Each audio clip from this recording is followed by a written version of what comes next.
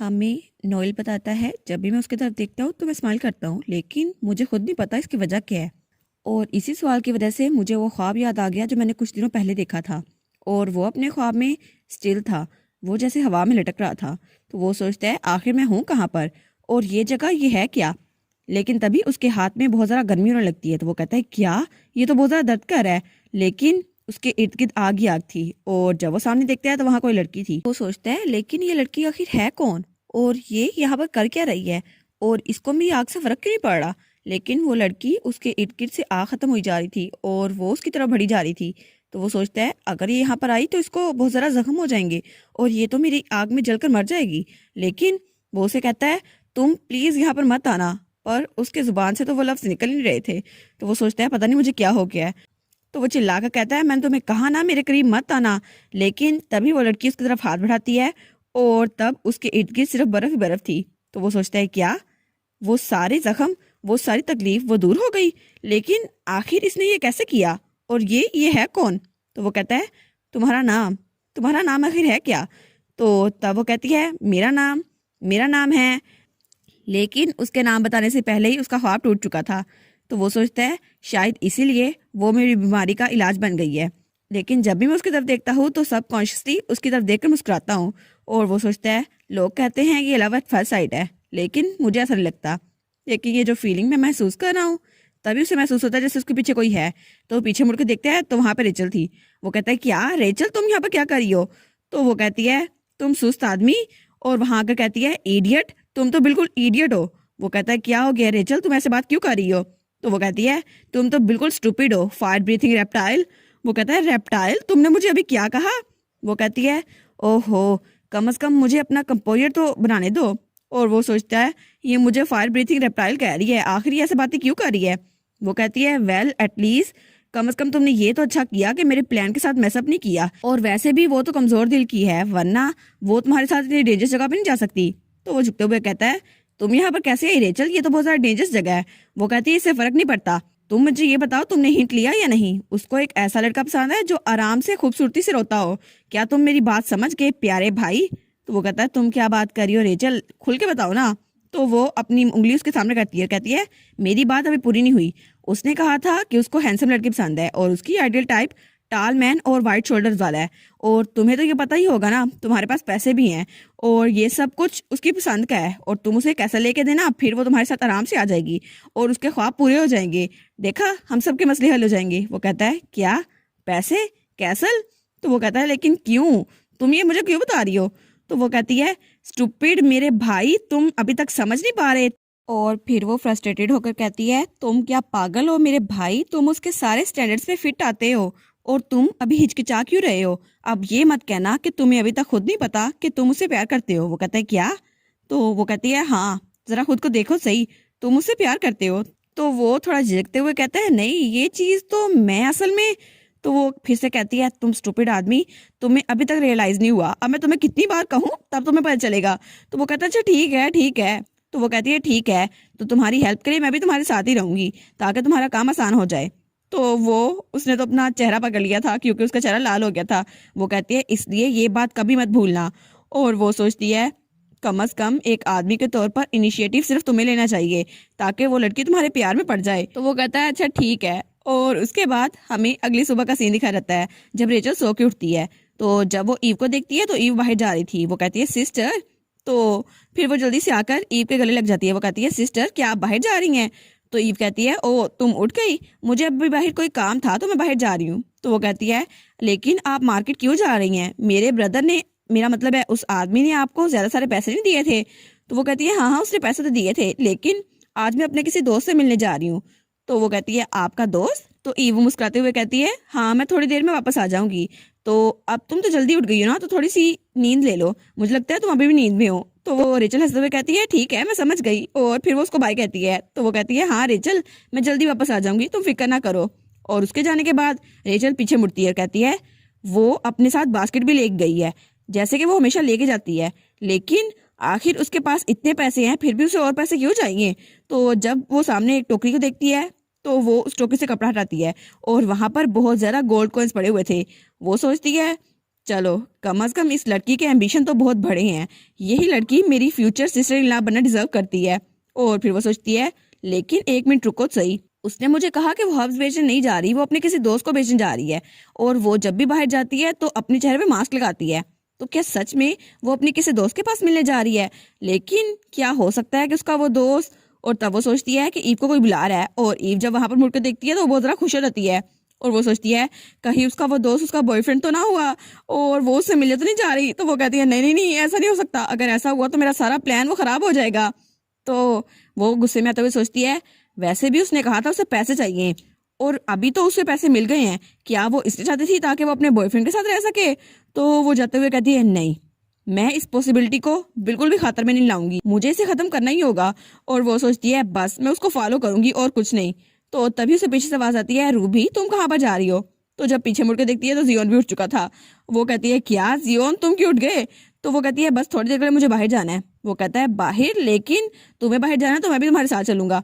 तो वो कहती है नहीं नहीं, तुम मेरे साथ नहीं जा सकते। तो वो कहता है नहीं मुझे तो जाना है। तो वो सोचती है चलो एक और मुसीबत गले पड़ गई, मैं तो सीक्रेटली उसका पीछा करने वाली थी, लेकिन मुझे क्या पता था ये भी मेरे साथ चिपक लेगा। तो वो कहती है वो जगह तो बहुत जरा कोल्ड और बोरिंग है। तो जियोन कहता है लेकिन मुझे तो वहां जाना है। वो सोचती है ये इतना क्यूरियस क्यों हो रहा है?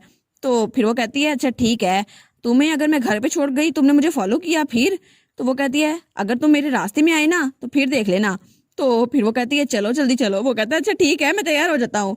और उसके बाद उसे कहती है लेकिन तुम्हें मुझे प्रॉमिस करना होगा तुम मेरे करीब ही रहोगे, कहीं और नहीं जाओगे। वो कहता है हाँ हाँ ठीक है।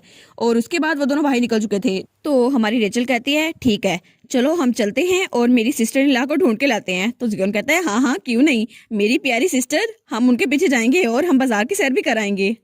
और दूसरी तरफ हमारी ईव जो कि बाजार जा रही थी, उसे रेचल की बात याद आती है जो कहती है मेरा भाई नहीं नहीं, उस आदमी ने आपको इतने पैसे तो दिए थे लेकिन आप फिर भी बाजार क्यों जा रही है? तो वो अपना मास्क ऊपर करते हुए सोचती है हाँ पैसे उसने मुझे दिए तो थे, लेकिन फिर भी उसने मुझे बहुत ही ज्यादा पैसे दे दिए। और तब वो वहां से जाते हुए सोचती है मुझे क्या पता था वो इतने पैसे ले आएगा। और उसके सामने दो पोटलियां पड़ी थी। वो कहती है ये पोटलियां ये आखिर है क्या? और वो थोड़ी घबराई हुई लग रही थी, लेकिन जब उसको खोल के देखती है तो वहां सोने के सिक्के थे। तो वो कहता है आपने कहा था ना आपको पैसे चाहिए, क्या ये काफी नहीं है? और वो सोचती है आखिर इसको इतने पैसे लाने की फिक्र कैसे पड़ गई और इसके पास इतने ज्यादा पैसे हैं। तो वो कहता है लेकिन आपने ये भी तो कहा था आपको रोते हुए खूबसूरत लड़के पसंद है। तो वो कहती है अब मैं अपनी वियर्ड हॉबी के बारे में इसको क्या बताऊं? लेकिन वो कहती है मुझे नहीं पता ये कितने ज्यादा पैसे हैं।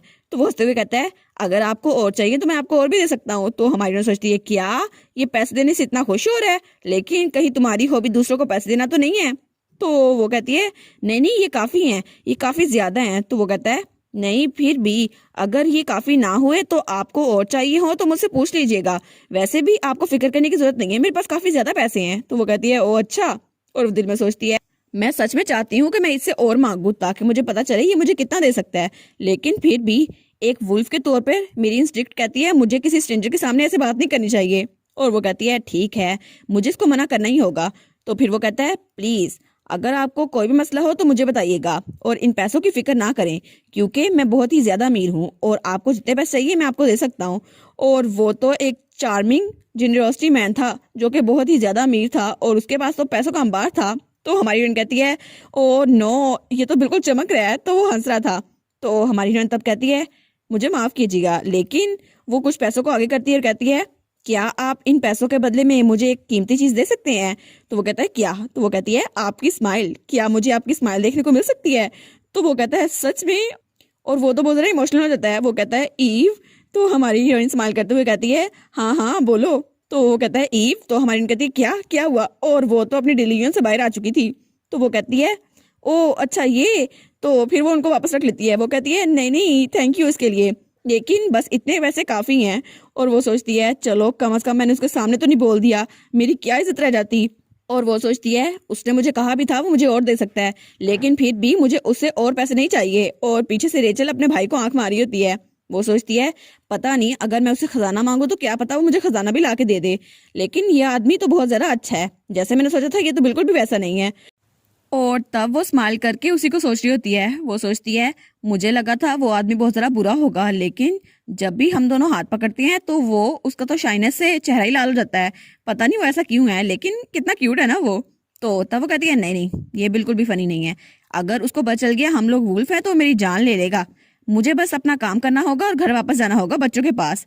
तभी उसे कोई बुलाता है, ईव। तो जब वो पीछे मुड़ के देखती है तो वहां पर कोई लड़का खड़ा था। वो कहता है, आजकल तुम क्या कर रही हो ईव? तो वो कहती है, ओ हेलो। तो तब वो कहता है, हम काफी दिनों से नहीं मिले, या फिर हम मिले हैं। तो वो सोचती है, ये आदमी तो मेरा रेगुलर कस्टमर है जिससे मैं हब्स एक्सचेंज करती हूँ। वैसे भी ये एक बिजनेसमैन है और ये बिजनेस ट्रिप पे भी जाता रहता है, तो उसको बहुत ज्यादा पता है। तो वो कहता है, तुम मुझसे कुछ चीजें पूछ रही थी है ना जब हम पिछली बार मिले थे? और तब हमारी ईव अपना मास्क ऊपर करते हुए कहती है, हाँ मैंने तुमसे पूछा था। और वो सोचती है, कभी कभार तो ये मुझे इंटरेस्टिंग स्टोरीज भी सुनाता रहता है, बहुत सारा बिजनेस ट्रिप्स के बारे में। तो वो कहता है, हाँ जो पिछली बार तुमने मुझे हब्स दी थी ना, वो तो उन लाइंस को बहुत ज़्यादा पसंद आई थी। और वहाँ के जो टाइगर्स थे वो तो ग्रास खाते हैं, उन्होंने तो इसे खाते हुए बहुत ज़्यादा एंजॉय किया था। तो वो सोचती है, चलो इतने दिनों बाद मुझे इतनी इंटरेस्टिंग बात सुनने को मिली कि लायंस भी घास खा सकते हैं। तो वो कहती है, मैं और भी हब्स लेके आई हूँ, तो आज के बाद ये मेरा आखिरी दिन होगा बिजनेस का। तो वो कहता है, क्या आखिरी दिन? इसके बाद तुम कहाँ जाने वाली हो? कहीं तुम सच में कंट्री छोड़कर तो नहीं जाने वाली? तो वो कहती है, वेल ये तुम्हारा अपना मसला है कि तुम हब्स को कहाँ से लो, लेकिन ये मेरा मसला नहीं है। तो वो कहता है, लेकिन मुझे लगा था हम तो काफी ज्यादा करीब आ गए हैं। वो कहती है, अच्छा हम इतने भी करीब नहीं है। तो हमारी हीरोइन कहती है, और वो इन्फॉर्मेशन जो मैंने तुमसे मांगी थी उसके बारे में क्या? तो वो कहता है, अच्छा तुम्हारा मतलब है मैं ब्रोकर से तुम्हारा कांटेक्ट करवाऊं है ना, इलीगल माइग्रेशन के तौर पर? तो फिर वो कहता है, असल में बात यह है कि तुम्हें भी इस बारे में पता होगा ना, हमारा नया लीडर आ गया है। तो वो कहती है, नया लीडर? अच्छा वो जो नॉर्थ में आया है, लेकिन उसको तो जमाना बीत गया, अब उसके बारे में क्या? तो वो कहता है, जो ब्रोकर्स इस बात में इन्वॉल्व थे उनको अरेस्ट कर लिया गया है, क्योंकि इलीगल माइग्रेशन उसको बैन कर दिया गया है वहां से लेकर यहाँ तक, और इसका जिम्मेदार वही न्यू लीडर है। तो वो कहती है, क्या इसको बैन कर दिया गया है? लेकिन अब मैं कहाँ जाऊंगी और मैं बाहर जा कैसे सकती हूँ? तो वो सोचती है, मुझे करना क्या होगा? तो वो कहता है, मुझे माफ कर देना, ये कोई प्रॉपर टाइम तो नहीं है ये कहने का, लेकिन फिर भी मुझे लगता है तुम्हें यही बनाना चाहिए जब तक वो बैन हट नहीं जाता। तो वो सोचती है, ओहो इसके अलावा मेरे पास चॉइस ही क्या है? वैसे भी मेरे पास कम टाइम बचा है, अगर मुझे उन बहन भाइयों से बचना है तो मुझे यहाँ से निकलना ही होगा। तो वो कहता है, बाय द वे मैं तुम्हें सरप्राइज के तौर पर एक फेयरवेल गिफ्ट भी देना चाहता हूँ ईव। और तब वो कोई चीज़ निकालता है और वो छोटी सी बोतली थी, तो वो उसको देते हुए कहता है, ये तुम रख लो। तो ईव कहती है, लेकिन ये है क्या? तो वो सोचती है, ये कभी कभार ही मुझे रेयर हर्ब्स मिलती है, लेकिन मुझे ये नहीं पता ये चीज़ क्या है। तो वो कहती है, क्या ये ड्रग है? तो वो कहता है, हाँ हाँ समझ लो ऐसा ही कुछ है। तो वो कहती है, पागल हो गई हो क्या, मैं चीज़ें इस्तेमाल ही करती। और वो उसे वो चीज़ वापस करने लगती है। तो वो कहता है, माफ कर दो मुझे, मैंने मजाक किया था, लेकिन बस थोड़ा सा काम डाउन हो जाओ, ये ड्रग नहीं है लेकिन उससे मिलती जुलती चीज़ है। तो वो कहती है, आखिर मैंने इसे एक्सपेक्ट भी किया था। तो वो कहता है, अच्छा ठीक है मैं मजाक कर रहा था, बस इसे अगर तुम खाओगी तो तुम्हें नए वर्ल्ड का जायका महसूस होगा। तो वो कहती है, अच्छा ठीक है। तो वो कहती है, हाँ यहाँ सर्दी से मरने से तो बेहतर ही है। तो वो कहती है, मैं घर जाते ही इसको फेंक दूंगी। तो वो कहता है, अच्छा ठीक है तुम सर्दी में ना मरना, बस कुछ दिन इंतजार कर लो, फिर बैन हट जाएगा, फिर तुम यहाँ से निकल जाना। तो वो सोचती है, ये कोई हंसने का मैटर नहीं है, मुझे जल्दी से जल्दी यहाँ से निकलना होगा ताकि मैं उन पागल बहन भाइयों से दूर रह सकूं, और मेरा भाई भी। तो तब वो लड़का वहां जाते हुए कहता है, अच्छा ठीक है मैं अब जा रहा हूँ, और हर चीज के लिए थैंक यू सो मच ईव। तो ईव भी उसको जाते हुए देख रही थी और वो भी उसको बाय करती है। तब वो सोचती है, जीज मुझे लगा था मेरे पास बहुत सारे पैसे आ जाएंगे तो मैं एक गर्म जगह पे जा सकूंगी अपने भाई के साथ और चीजें बहुत ज्यादा अच्छी हो जाएंगी, लेकिन मुझे क्या पता था इतनी ज्यादा चीजें बेकार हो जाएंगी, और अब ये बैन भी लग गया है। तो वो वहां से जाते हुए सोचती है, एनीवेज मुझे जल्दी घर वापस जाना होगा ताकि मैं बच्चों के साथ खेल सकूं। तो तब उसने टोकरी में कुछ फल वगैरह भी ले लिए थे। तो वो सोचती है, चलो अब मुझे घर जाना होगा, वैसे भी मेरे पास कोई और चॉइस नहीं है, मुझे कुछ दिन और रेचल का ख्याल रखना होगा, फिर तो मुझे और पैसे कमाने का मौका मिल जाएगा, लेकिन मैं और जियोन अच्छे से रह सकेंगे। और वो सोचती है, अगर नोएल को पता चल गया हम लोग वुल्फ्स हैं तो वो तो बड़े गुस्से में आ जाएगा, वो कहेगा तुम लोग की हिम्मत कैसी हुई डर्टी वुल्फ्स। तो वो सोचती है, नहीं नहीं मुझे नेगेटिव थॉट्स नहीं लानी है अपने दिमाग में, वैसे भी ये सब कुछ जल्दी खत्म होने वाला है। और तब वो अपने घर के आगे पहुंच के सोचती है, मुझे बस बच्चों को देखना चाहिए ताकि मेरा दिमाग थोड़ा शांत हो। और तब वो वहां पर पहुंचती है तो वो आगे देखती है तो वो थोड़ा चौंक जाती है। तो वो कहती है, क्या दरवाजा खुला है? लेकिन दरवाजा कैसे खुला है, वो दोनों तो अंदर थे ना। तो वो अंदर जाती है तो कहती है, जियोन रेचल मैं घर आ गई। लेकिन जब वो वहां पर देखती है तो थोड़ा डर जाती है क्योंकि दोनों के कमरे खाली पड़े थे। वो कहती है, जियोन रेचल तुम दोनों कहाँ हो, क्या तुम लोग छुपे हुए हो? लेकिन कोई आवाज नहीं आती। तब उसकी टोकरी वो नीचे गिर जाती है। वो कहती है, क्या वो लोग कहाँ चले गए, और वो भागते हुए घर से बाहर निकलती है। वो सोचती है वो लोग घर नहीं है, तो इसका मतलब है कि कहीं वो जंगल में तो नहीं चले गए, या मेरे पीछे वो बाजार तो नहीं आ गए थे। लेकिन अगर ऐसा हुआ तो उन लोग के साथ क्या होगा। और दूसरी तरफ रेचल और जियोन एक तरफ खड़े थे, जो बहुत ज्यादा डरे हुए थे, और उनके ऊपर किसी आदमी का साया पड़ रहा था, जो कि उनका दोस्त तो किसी भी एंगल से नहीं लग रहा था। और इसी के साथ ये वाला पार्ट यहाँ पर ख़त्म। तो आप लोग बताइएगा आपको ये पार्ट कैसा लगा। प्लीज़ लाइक करिएगा, कमेंट करिएगा और शेयर करिएगा। और जो न्यू व्यूवर्स हैं काइंडली वो चैनल को सब्सक्राइब कर दें। और पिछली वीडियोस का लिंक आपकी स्क्रीन पर नज़र आ रहा होगा, तो काइंडली उनको भी चेकआउट कर लें। Thank you so much.